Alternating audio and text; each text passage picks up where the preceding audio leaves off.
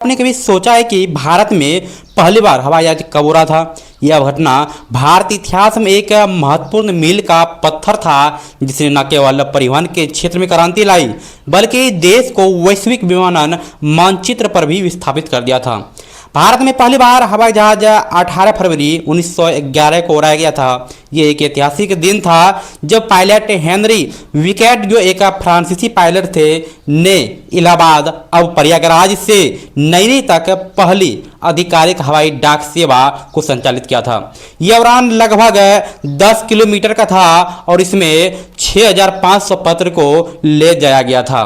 यह उड़ान हमरा डियर फरमान नामक एक द्विपंखीय विमान से की गई थी, जिसमें 50 हॉर्स पावर का इंजन था। यह विमान केवल 45 मील प्रति घंटे की रफ्तार से उड़ सकता था, लेकिन उस समय के लिए यह एक अद्भुत तकनीकी का उपलब्धि माना गया था। इस ऐतिहासिक उड़ान का आयोजन यूनाइटेड प्रोविंसेस एग्जीबिशन के अंतर्गत किया गया था। यह एक तरह का मेला था जिसमें आधुनिक तकनीकी विकास को प्रदर्शित किया गया था। भारतीय डाक विभाग ने इसका उपयोग पहली बार हवाई डाक सेवा के लिए किया था।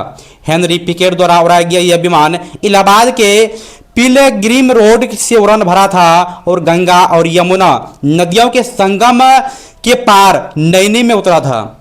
यह उड़ान ने मात्र 13 मिनट में दूरी तय किया था, लेकिन यह भारतीय विमानन इतिहास में एक स्वर्णिम अध्याय के रूप में दर्ज हो गया था। हालांकि यह व्यावसायिक हवाई सेवा नहीं था, लेकिन इसका महत्वपूर्ण बहुत बड़ा था। यह पहली बार था जब किसी देश में हवाई डाक सेवा शुरू किया गया था। यह विश्व की पहली आधिकारिक वायु सेवा था, यानी भारत केवल अपने लिए नहीं बल्कि वैश्विक विमानन इतिहास के लिए भी एक ऐतिहासिक घटना बन गया था। इस उड़ान के जरिए यह संदेश दिया गया कि भारत में भी तकनीकी विकास की संभावनाएं हैं और देश आधुनिक परिवहन साधनों को अपनाने के लिए तैयार है। भारत में नियमित व्यावसायिक हवाई सेवा की शुरुआत 1932 में हुई, जब JRD टाटा ने टाटा एयरलाइंस, आज की एयर इंडिया, की स्थापना किया था। JRD टाटा खुद एक प्रशिक्षित पायलट थे और उन्होंने 15 अक्टूबर 1932 को कराची से मुंबई, जिसे जुहू के बीच डाक लेकर पहली व्यावसायिक उड़ान भरी थी। यह उड़ान कराची से अहमदाबाद होते हुए मुंबई तक पहुंचा था। इस उड़ान के साथ भारत में नागरिक उड्डयन युग की शुरुआत हुई और भारत में अपने विमानन क्षेत्र की नींव रखी।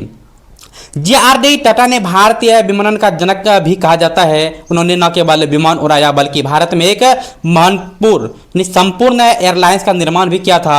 1946 में टाटा एयरलाइंस को एयर इंडिया के रूप में पुनर्गठित किया गया और 1953 में इसका राष्ट्रीयकरण किया गया था।